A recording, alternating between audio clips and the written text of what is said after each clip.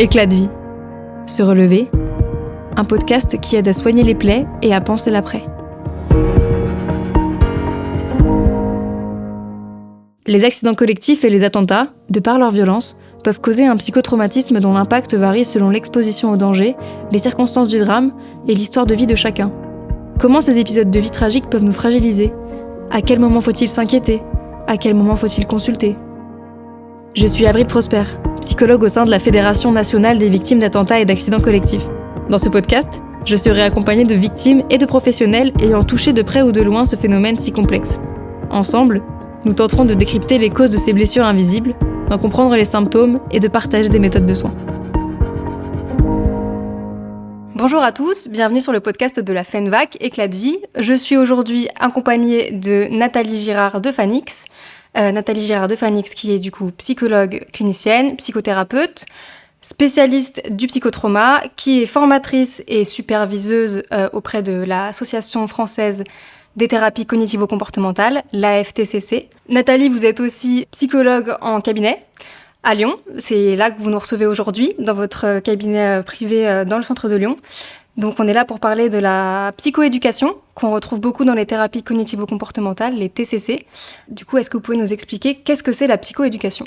Oui, la psychoéducation, c'est un axe thérapeutique qui va consister à transmettre des informations pour permettre de comprendre, selon les dernières explications des modèles scientifiques qu'on a, ce qui se passe pour une personne dans son fonctionnement. Ce que c'est censé ne pas être, c'est du jargon ou un cours. Et dans l'idée, on va transmettre des informations sur un temps donné et puis après, de nouveau, les distiller en fonction de ce que la personne apporte pour permettre de mieux se comprendre, ce qui va avoir différents effets thérapeutiques positifs. D'accord. Donc en fait, la psychoéducation, c'est une manière d'amener le patient à devenir un peu un expert, on va dire, du trouble qui le touche. À quoi ça sert exactement de faire ça ? Alors, ça va permettre plusieurs choses à différents moments. Alors, de manière un peu pragmatique, ça va permettre de consolider l'alliance thérapeutique, c'est-à-dire de placer la crédibilité du thérapeute. On sait que c'est important puisque la réussite d'une psychothérapie, ça va être en grande partie lié à l'alliance thérapeutique, c'est-à-dire à la confiance que j'ai dans le thérapeute. Et donc, en fait, si il a l'air de comprendre ce qui m'arrive, de me l'expliquer dans des termes qui me permettent de le comprendre, et évidemment, cette confiance-là, il me juge pas quand je lui raconte comment je fonctionne. Au contraire, il contextualise, etc. Ça, bien sûr, ça va jouer dans cet aspect de confiance. Et puis, il y a également, est-ce qu'on a des objectifs communs et est-ce qu'on est d'accord dans les moyens pour atteindre ces objectifs, puisque chaque thérapie a ses moyens déterminés. Ensuite, et de manière finalement plus essentielle, vous avez le fait de récupérer un sentiment de contrôle via la compréhension de ce qui se passe. Et on sait que quand on a vécu un trauma, un événement traumatogène, qui plus est quand il a fait traumatisme, ce contrôle nous a complètement échappé. On s'est retrouvé à la merci d'un événement qui nous a rendus impuissants et qui nous a bouleversés. Et donc ce sentiment de contrôle, avant qu'on le récupère sur nos manifestations, il va y avoir du temps, et peut-être d'ailleurs que ça sera jamais le cas. Et finalement, on va pouvoir davantage l'avoir à travers la compréhension du côté logique, normal de ce qui se passe maintenant pour nous. Pourquoi est-ce que ce contrôle a un impact thérapeutique important ? Typiquement, le regard de la société, le soutien social qu'on va obtenir après un événement traumatique.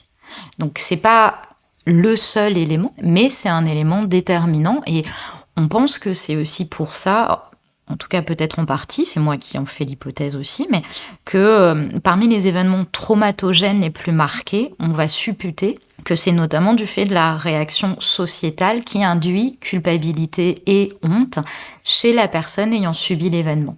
Cette espèce de phénomène de culpabilité, on le retrouve aussi du coup pour les victimes de drames collectifs, puisqu'il y a beaucoup de syndrome du survivant chez les victimes. Exactement. Tout à fait.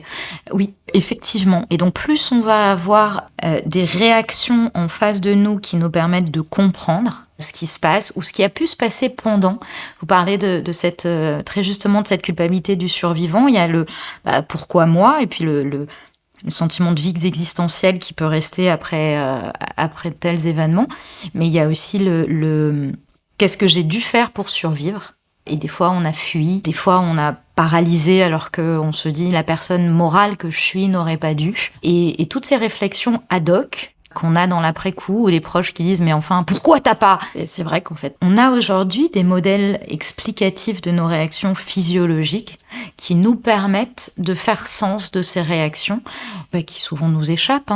Et donc, comme il y a en face de moi quelqu'un qui m'écoute, qui ne réagit pas avec horreur ou jugement à ce que je raconte de comment j'ai réagi, et en plus qui m'aide à le comprendre en dehors de toute représentation morale, et bien évidemment, ça va être plus facile derrière de garder un regard sur moi qui me porte, qui me permet de continuer à survivre et puis même à vivre si tout va bien. Si je suis faible de me mettre en colère, si je me sens coupable d'être détachée de mes enfants parce que je suis en émoussement affectif, etc. Et ben en fait, non seulement cette émotion ne va pas me permettre d'apaiser, quand je me dis arrête d'avoir peur, bon, c'est moyen en fait, c'est pas partie des traitements indiqués dans le traitement de la phobie, voilà. Mais en plus, ça va maintenir cette émotion. Et donc en fait, le regard que je porte sur ce que je vis fait partie des facteurs de maintien de cette émotion. Et comment est-ce qu'une émotion peut devenir un trouble ? Eh bien, il y a notamment du fait de son caractère inacceptable. Et donc de la rétention de ce que ça provoque. Et donc provoque. Du maintien des émotions que ça va amener. Il y a 2 raisons du coup pour lesquelles c'est inacceptable, généralement dans le trauma. 1, c'est insupportable, soit pour des raisons morales, soit pour des raisons physiologiques. Le danger était tel, la mise en danger de l'intégrité a été telle que y repenser, c'est trop douloureux. Là, et en fait, je me sens faible, je me sens nulle, je suis triste d'être triste. Et donc, en fait, ça devient en soi un facteur de maintien. Donc, la psychoéducation, ça va faire partie des axes thérapeutiques permettant de ne pas majorer ce facteur de maintien-là, voire de le minorer au maximum. Du coup, cette psychoéducation, donc, elle se fait dans le cadre d'une thérapie ? Pas forcément. La psychoéducation, c'est un regard qui, généralement, va s'appuyer sur des modèles scientifiques, sur des manières de comprendre. Alors, quand tout va bien, oui, c'est un modèle qui va être scientifique, c'est-à-dire validé. Peu de personnes, finalement, parmi les soignants, ont eu l'occasion d'avoir accès à cette information. Les modèles qui nous sont transmis le sont soit en termes trop jargonneux, et au moment où on essaye de passer l'info, finalement, on va perdre les gens et leur donner le sentiment d'être trop bêtes pour comprendre ce qui se passe pour eux, ou que c'est une affaire de spécialistes, et donc finalement, on continue dans cette aliénation, en fait, dans cette dépossession de soi qui a été amenée par le trauma. Et j'imagine que ça aide aussi pour la temporalité qui est différente entre les victimes et puis leurs proches. Souvent, les proches des victimes se remettent plus vite des événements et tentent de passer à autre chose plus rapidement. Et il arrive un moment où il y a une dichotomie entre les temps de chacun. C'est tout à fait juste, Avril. À tel point qu'au bout d'un moment, les proches vont avoir une attitude émotionnelle qui devient un facteur de maintien du stress. Toujours dans cette idée de juger l'émotion, finalement, ça la maintient. Et donc, ça va être, mais passe à autre chose, mais ça va faire 1 an, et donc tout ça, des fois ça marche et tant mieux, et puis souvent par contre, et surtout sur les adultes, ça marche pas très bien. Et donc mais arrête de te plaindre, je vais arrêter de me plaindre, et je vais pas arrêter de ressentir le mal-être qui m'a amené à me plaindre. Sans même parler des personnes qui ont été touchées directement, il y a aussi les proches qui parfois étaient des proches éloignés, mais qui sont quand même impactés parce que la personne a vécu. Donc ça peut rentrer aussi dans ce cadre-là. Il y a cette idée de la culpabilité, de toute façon, va être là. Elle fait aussi partie des ressources. Par contre, quand elle est trop intense, elle va complètement me paralyser et m'empêcher de faire quoi que ce soit. Comme toute émotion très intense, la culpabilité à plus de 5 sur 10, elle va faire que je fais plus rien. Et j'ose plus rien faire, j'anticipe trop, derrière je rumine trop, etc. Et donc en fait, elle devient inutile. Donc non seulement elle est illusoire, mais en plus, elle paralyse la vie qui pourrait me rester. Et donc en ce sens-là, le terme de victime peut aussi être le bienvenu parce qu'il va marquer la responsabilité externe de ce qui m'est arrivé et le fait que en fait, on est vulnérable, il y a un contrôle social, il y a des contrats de sécurité, enfin voilà, il y a oui, il y a un contrat social qui est là pour qu'on prenne soin les uns des autres, pour qu'on fasse attention à un certain nombre de choses dans notre vie pro, quand on prend la voiture, etc. Et en fait, quand on n'a pas fait attention pour les autres, c'est pas notre faute. Faire confiance, ça fait partie du contrat de base. Sinon, on se construit pas. L'autonomisation, qui est quand même une valeur extrêmement importante dans la société occidentale, c'est ce à quoi on entraîne les enfants vers l'adolescence, c'est-à-dire vers l'âge adulte, c'est beaucoup faire confiance, partir vers l'extérieur, etc. Et donc, si j'ai ce mouvement-là de méfiance absolue du fait de ce qui s'est passé ou de contrôle interne, je dois faire gaffe à tout avec une hyper-vigilance permanente sur tous les liens affectifs ou sur tous les contrôles possibles d'accidents, il n'y a plus de vie possible, il n'y a plus d'autonomie possible. Et puis entre la méfiance et la culpabilité, il y a des gros risques de développer un trouble anxieux aussi, ça apporte beaucoup d'anxiété. Bien sûr. Donc en fait, c'est une espèce de cercle vicieux où on tombe dans un... La maladie, c'est une tentative de faire avec qui tourne mal. La maladie psychique. Ouais, c'est vraiment comme chez l'ostéo, quand vous avez... au début, vous avez juste mal aux pieds, puis quand vous allez voir l'ostéo, vous êtes bloqué de partout, parce qu'en fait, à force d'avoir mal aux pieds, vous avez surcompensé avec la hanche. De l'autre côté, ça vous a bloqué la hanche, et du coup, vous retrouvez avec la nuque. Et puis alors, ça fait très mal de partout. Et on va vraiment comprendre la maladie psychiatrique et psychologique selon le même mécanisme de surcompensation qui, à court terme, soulage et à moyen et long terme nous met dedans. Et pour reprendre l'exemple, parfois on sait que ça vient de la cheville parce qu'on s'est tordu la cheville, et parfois on a mal partout, on sait pas d'où ça vient, et il faut creuser dans tous les sens pour comprendre où est la source. Très belle image.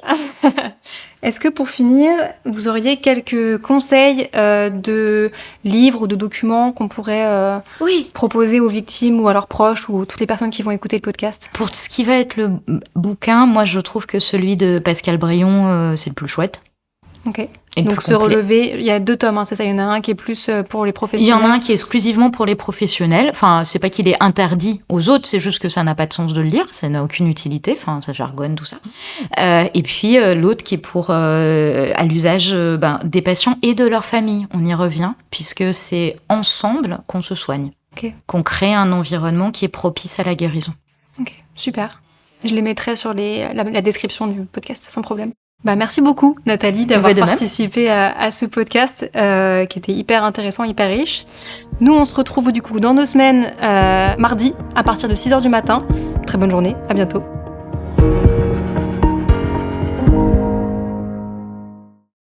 Attention, les informations partagées au fil de ce podcast ne sont en aucun cas un outil d'autodiagnostic ou de soin. Le recours à un professionnel est donc vivement recommandé. À la suite d'un événement traumatogène, il est important de rester attentif aux troubles pouvant intervenir sur le plan psychique ou physique.